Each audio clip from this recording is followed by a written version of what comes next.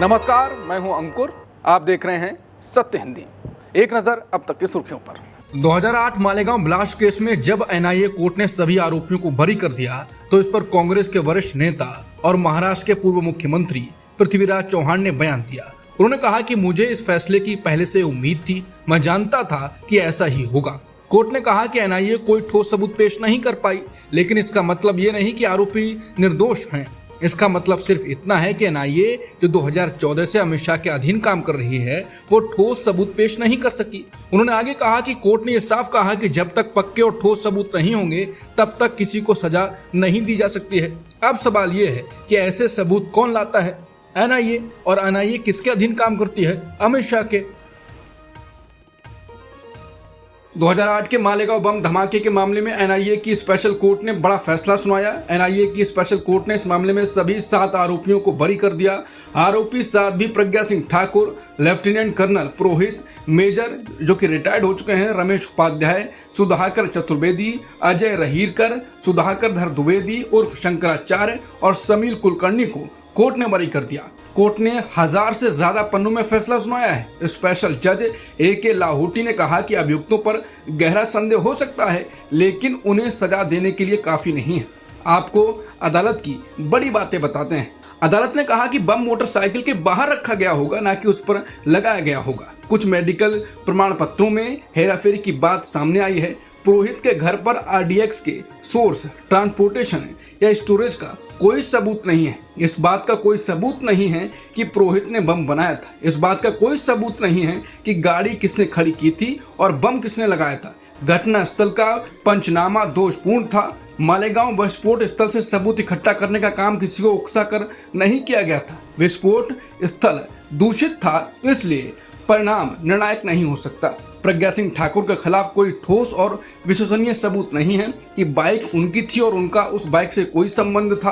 Call interception अधिकृत नहीं था और अभियुक्तों पर मुकदमा चलाने के दोनों अनुमति आदेश दोषपूर्ण हैं, इसलिए यूएपीए लागू नहीं किया जा सकता। साजिश का सबसे महत्वपूर्ण हिस्सा फरीदाबाद और भोपाल में हुई बैठकों में था, लेकिन गवाह अपने बयानों से पलट गए, इसलिए अभियोजन पक्ष बैठक और साजिश को साबित करने में विफल रहा।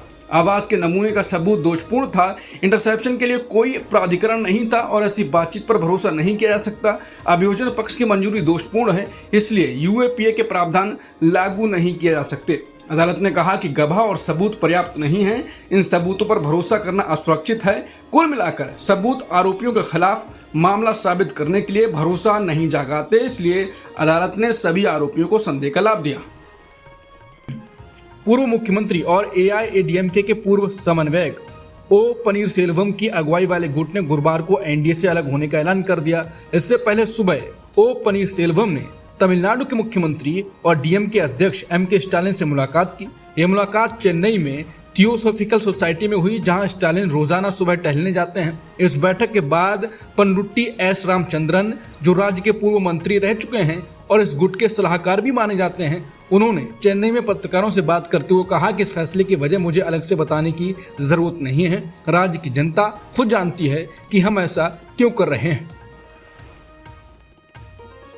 राज्यसभा में गुरुवार को चुनाव आयोग ने कानून मंत्रालय के जरिए जानकारी दी कि संदिग्ध वोटर यानी सस्पिशियस वोटर्स नाम की कोई आधिकारिक श्रेणी जन प्रतिनिधित्व कानून 1951 यानी कि representation of the people act 1951 में मौजूद नहीं है।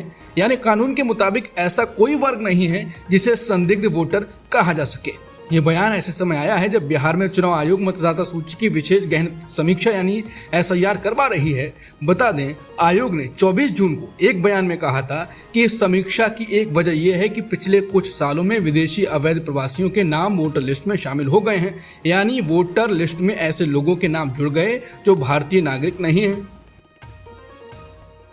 योगेंद्र यादव ने एसआईआर को लेकर एक लेख ट्विटर पर शेयर किया। साथ ही लिखा है, ये अब साफ हो गया है कि बिहार में चल रही एसआईआर प्रक्रिया कोई सामान्य वोटर लिस्ट की जांच नहीं थी, बल्कि ये लाखों वोटरों को लिस्ट से हटाने की एक बड़ी मुहिम थी। उन्होंने कहा कि जुलाई 2025 में बिहार की वयस्क आबादी अनुमानित 8.18 करोड़ थी। मतलब वोटर लिस्ट में भी इतने ही नाम होने चाहिए थे, लेकिन चुनाव आयोग ने जो आंकड़ा जारी किया है उसके मुताबिक सिर्फ 7.24 करोड़ वोटर ही लिस्ट में हैं। यानी 94 लाख लोगों के नाम लिस्ट से गायब हैं। उन्होंने कहा कि बिहार में electors to adult population ratio यानी ईपी रेशियो यानी वयस्कों के अनुमान में वोटरों की संख्या 2024 में थी 97%, अब जुलाई 2025 में गिरकर रह गई है सिर्फ 88%।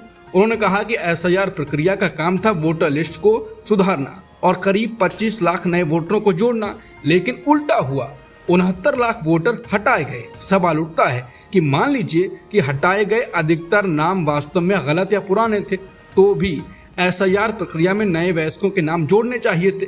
लेकिन चौंकाने वाली बात यह है कि एक भी नए वोटर को जोड़े जाने की रिपोर्ट नहीं आई है। अगर यही प्रक्रिया पूरे देश में दोहराई गई तो करीब 9 करोड़ भारतीय वोटर लिस्ट से बाहर हो सकते हैं। इसका मतलब है कि 9 करोड़ लोगों को वोट देने का अधिकार छीन लिया जाएगा। उन्होंने कहा यह सिर्फ एक तकनीकी प्रक्रिया नहीं है, ये लोकतंत्र के अधिकारों पर हमला है। ट्रंप के टैरिफ के ऐलान के बाद गुरुवार को भारतीय शेयर बाजार की शुरुआत गिरावट से हुई। हालांकि सुबह के शुरुआती कारोबार में तेज गिरावट के बाद थोड़ी ये संभली। बाद में निवेशकों ने ट्रंप के टैरिफ की चाल को सिर्फ एक दबाव बनाने की चाल माना और उम्मीद जताई कि बातचीत के बाद हालात सुधर सकते हैं और ब्याज दरें भी कम हो सकती हैं। इसलिए नुकसान कुछ हद तक कम हो गया।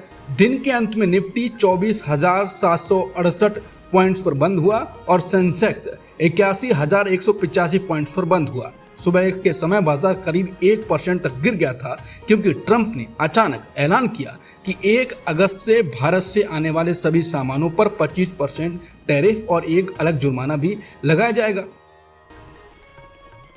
गुरुवार को लोकसभा में वाणिज्य मंत्री पीयूष गोयल ने अमेरिका के नए 25% टैरिफ पर कहा कि भारत अपने राष्ट्रीय हितों की रक्षा के लिए हर जरूरी कदम उठाएगा। पीयूष गोयल ने बताया कि अमेरिका द्वारा भारत के सामानों पर 25% टैक्स लगाने के ऐलान के बाद भारत सरकार इस फैसले के असर का गहराई से अध्ययन कर रही है। केंद्रीय मंत्री पीयूष गोयल ने गुरुवार को अमेरिकी राष्ट्रपति ट्रंप की उस टिप्पणी को खारिज कर दिया जिसमें उन्होंने भारत और रूस की अर्थव्यवस्थाओं को मृत बताया था। गोयल ने कहा कि भारत दुनिया की सबसे तेजी से बढ़ती अर्थव्यवस्थाओं में से एक है और जल्द ही तीसरी सबसे बड़ी अर्थव्यवस्था बनने जा रहा है। उन्होंने कहा कि ट्रंप का बयान उनकी अज्ञानता दिखाता है। भारत की अर्थव्यवस्था मजबूत है और IMF व विश्व बैंक ने भी इसके विकास को सराहा है। अमेरिकी राष्ट्रपति ट्रंप की भारतीय अर्थव्यवस्था मृत है वाली टिप्पणी का कांग्रेस नेता राहुल गांधी ने समर्थन किया, जिससे वो खुद अपनी पार्टी में गिर गए हैं। राहुल ने कहा कि ट्रंप ने सच्चाई दिखाई, लेकिन कांग्रेस के कई नेता समेत राजीव शुक्ला ने इसका विरोध किया और भारत की अर्थव्यवस्था को मजबूत बताया। शुक्ला ने साफ कहा कि ट्रंप गलतफहमी में है और भारत दुनिया की सबसे तेजी से बढ़ती अर्थव्यवस्था है। शिवसेना की प्रियंका चतुर्वेदी ने भी ट्रंप को अज्ञानी कहा। बीजेपी ने राहुल पर निशाना साधा कि वो विदेशी नेता के बहाने भारत को नीचा दिखा रहे हैं।